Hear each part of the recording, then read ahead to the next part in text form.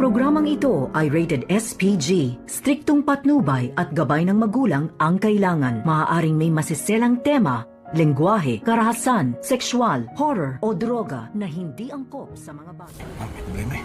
Nakita ko nga pala yung batang doktor. Si Annalyn. Narito na nga ang ating pakaabangan ngayong Sabado sa Abot Kamay na Pangarap. Naibigay na nga dito ni RJ ang pera na nagkakahalaga ng 100 million pesos kapalit ng kanyang ama na si Don Pepe. At dito nga natila na isahan na naman itong si RJ dito kay Moira. Dahil sinabi ni Moira dito kay RJ na kung gusto daw niyang mailigtas na buhay at maabutan ng kanyang ama ay bilis-bilisan daw ay nasa labas na daw itong si Don Pepe sa loob daw ng basura. Bago daw siya madatnan dito ng truck at makuha ay kinakailangan maunahan dito ni RJ. Subalit wala namang intensyon itong si Moira na ibalik itong si Don Pepe dahil sa kanyang sekreto na baka malaman dito ni RJ at ni Giselle na magkasabwat sila ng kidnappers na ito. Subalit ay hindi pa rin makakalusot itong si Moira dahil sa maraming ngang nakapalibot dito na kakilala ni Annalyn at isa na dito itong sina Doc Lyndon Javier at Regan at si Nurse Karen at Nurse Evan.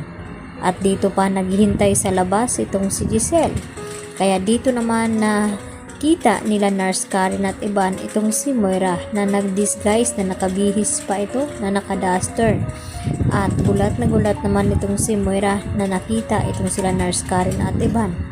At dito nga sinabi ni Balahadja dahil nakasalubong nga ni Balahadja itong si Annalyn habang bitbit itong pera na inilagay nga dito ni RJ sa basurahan at kinuha nga ito ni Balahadja. At dito natatandaan ni Annalyn ang mukha ng kanyang nakabangga na dito rin na sinabi ni Balahadja kay Moira na may problema daw sila dahil nakasalubong nga niya ang batang doktor na si Annalyn Santos at namumukhaan ata siya nito.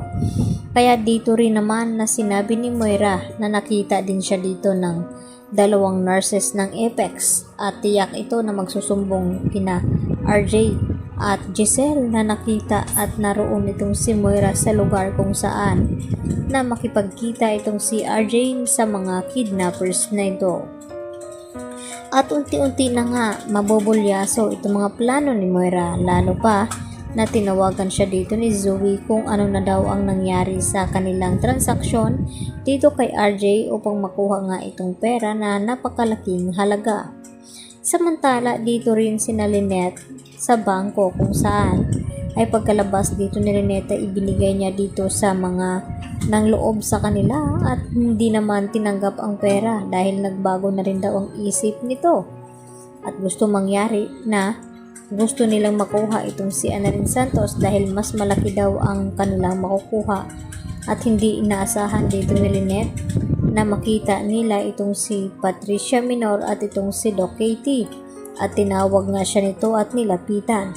Dito makakatakas itong si Lynette sa mga kamay na ng loob sa kanila at tatawagan nga ba dito ni Dr. Enriquez itong si Carlos upang ipaalam na natagpuan nga nila itong si Lynette at makakaligtas nga ba sila dito sa mga tauhan ni Balahadja na sina Dax at iba pa dahil sa daming ang pinakalat ng mga tauhan nito ay talagang tagilid ang mga kalagayan dito nila Lynette at natagpuan na nga ni Carlos itong si Harry na binugbog at dito na sinabi ni Harry na tinangay daw itong si Lynette ng mga magnanakaw. Kaya yan ang ating pakatutukan mamaya, dito lamang yan sa Abot Kamay na Pangarap.